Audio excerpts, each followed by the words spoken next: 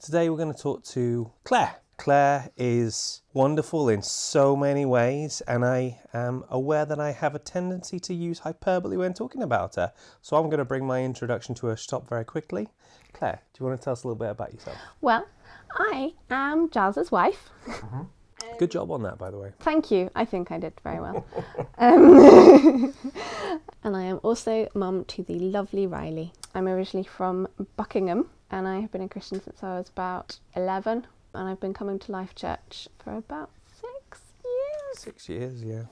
Tell us a little bit about how you met Jesus, how it became real for you. My parents always took us to church growing up, but the church we went to when I was little was not especially inspiring, let's put it that way. It was quite traditional. And then when we moved to a different church, Jesus just became a real person to me for the first time. I realised exactly what he had done. So yeah, it was a slow burn rather than a thunderclap. So that happens when you're about 11. And one of the things that happens as you go into your teenage years is you started to battle with depression. Can you tell us a little bit about that? Yeah, I was baptised, I think, when I was about 12-ish, and it wasn't too long after that I started struggling with depression and anxiety, which is interesting, and I think that is kind of a demonstration that just because you become a Christian and start believing in Jesus, that everything's not always going to be rosy, and actually he doesn't promise us that either. I kind of slowly fell into depression, so I didn't notice for a really long time, and I didn't really know what it was. Just felt quite despairing for not any good reason, and just felt really, really sad and unmotivated and apathetic, which is partly just being a teenager. But what I was experiencing went beyond that. And then the anxiety kicked in as well, and I actually found that more debilitating than the depression. My anxiety, amongst other things, is based around a fear, I guess a phobia that I have of throwing up, especially in public. And I have since found out that this is actually really common. Quite a lot of people suffer from this, but for a long time I thought I was a total freak in experiencing that. But this basically meant that going to the theatre or the cinema or church or anywhere where I couldn't get out easily was really, really difficult, which led to a kind of a bit of an eating disorder, and that all kind of tied into just making my mental health a bit of a mess, really. A big turning point actually came when I read this book, A Practical Workbook for the Depressed Christian. This is what kicked off the change for me. I saw this. It was just a revelation that what I was experiencing wasn't because I was a terrible person. It was because I was suffering from something that was diagnosable and common. And I think as Christians, we often deal with mental health really badly because we come with another shed load of guilt that other people don't necessarily have.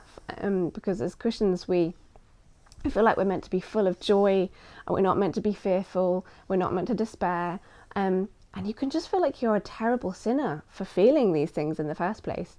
And this book helped with that enormously, because it showed me that it wasn't my fault that I was feeling these things. It wasn't because I was a bad Christian. It was just a health condition, basically. And after finally understanding and naming what I had, it took another couple of years to really get out of the hole I was in, which was when I finally started taking medication when I was at university, and I got some counselling as well. There's a lot of stigma around taking medication, I think, especially for Christians, because you feel like your faith should be sufficient to deal with it. But you wouldn't question a diabetic taking their insulin. And there's people suffer from depression and anxiety for a lot of different reasons. Some people have had traumatic experiences in their lives, and talking therapies can really, really help with that. But for me, I really think I just have a chemical imbalance in my brain. And taking medication enables me to be the person that I'm created to be. Like there's no sort of complex origin story to your depression. It's just my brain doesn't work properly. yeah, basically. Were people around you understanding, or were there any that were particularly helpful, or any particularly unhelpful? Because obviously with depression, it's something we traditionally associate with adults. It's not something that you think of when it's 12-year-olds, you know? I mean, I had no idea what I was going through, so I can't really expect anyone else to have appreciated it. And like I say, it was something that came on very slowly. Probably not till I was about 14 really that it started properly kicking in, and it really crept up on me. So I'm sure people noticed, but people didn't really know how to deal with it, I don't think. So what would you say to your teenage self?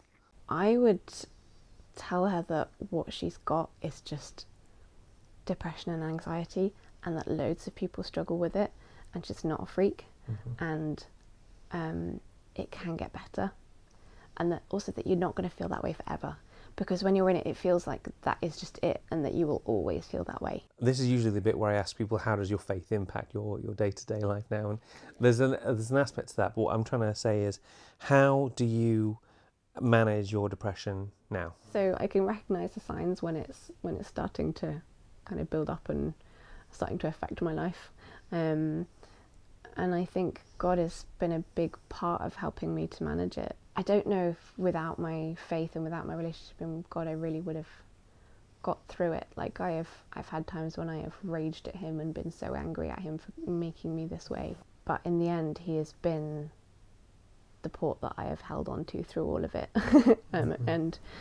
And just given me that tiny speck of hope to keep going. Well, listen, thank you so much for sharing that with us. It takes a lot to be that vulnerable, and we really, really appreciate it. Thank you. It's something I feel passionate about because we don't talk about this stuff enough, and so many people struggle with it. So I really want to make it more okay for people to talk about it.